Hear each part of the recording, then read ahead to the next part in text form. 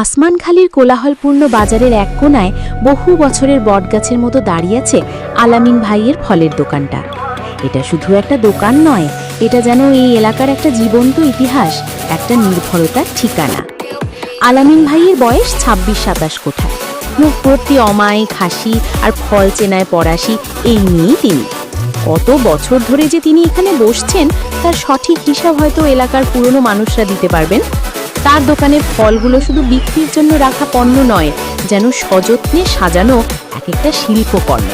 কমলা আর Kashmiri apple, কলা নিজের হাতে বেছে বেছে সেরা ফলগুলো নিয়ে আসেন।